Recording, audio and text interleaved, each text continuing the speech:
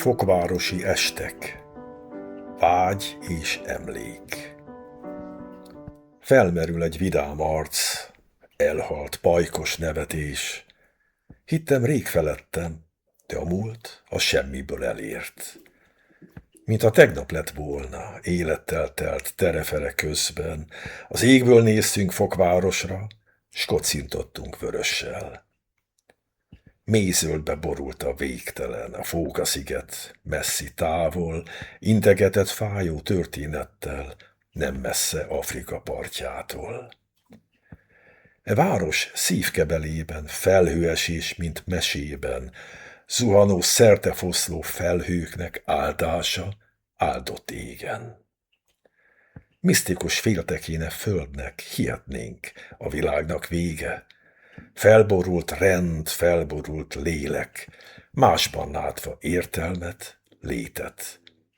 Szomszédban örök jéghonol, pingvinek totyogó hada él, tajtékzó hullámok tépik a partot, hajók seregét rejti a mély. De hol te élsz, bálnák merülnek, siklanak Afrika partja mellett, mögöttük óriás tengerjárók vágyat kürtölnek, mit elnyel a végtelen. Hajóóriások se jégtörőbb, mint kíváncsi gyerekek, forgalmasan menők jövők, sirályok víjognak bálnák felett. Lassan elszunnyad a város, fényárba ájul a fáradt est, s ott ülök, hol barátom, magas rezidence.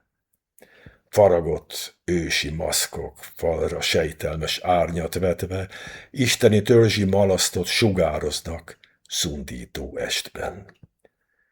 10 000 mérföldre Európától magyar szavak idegennek tűnnek. Összeköt bennünket nem egy kapocs, köztük szabadságvágy és lelkület. S lám, visszatértél őseid földjére, hazasodort sorsod az élet, bár úgy tűnt 50 éve, hogy elhagytad hazád örökre. Mit érezhet szívedben jó reménységgel a hátad mögött? Látsz-e vidáman arcokon még eszmét, mi el nem üldöz? S látsz-e Budán sugárzó arcokat, gazdagot, hontalant nincs telent? Boldogságot hoz-e a nap, vagy kínzó közérzetet? Szemek pajkosan csillognak-e, mint Afrikában, s a fogak ragyognak? A derűmatán kísértet, hallasz önfelt kacagó hangokat? A jó reménységen a tenger zúgása áthatott a szomjúzó lelkeket. Örökre elhalt a mormogása, Afrika varázsa feledve? Hiszem, kiírthatatlan a vágy, mi visszahúz az Istenek földjére. Tettekben hiába dús a fiatalság, ha lelkedben már Afrika vére. Tán sajdító fájdalom kínoz majd, hisz részese voltál a fénynek, s ma komor felhők gomolyognak, utolért Európa sötétsége. Belépni nem lehet kétszer egy azon folyó mederbe, anélkül, hogy szívet ne tépne, fel ne idézne fájó emlékeket.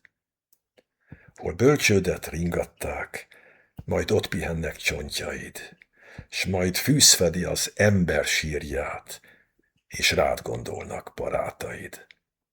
Soraimat döbbenten nézem, embert írtam csupa nagybetűkkel. Így szunnyad bennem emléked, minden jót, Karcsi, barátod hűen.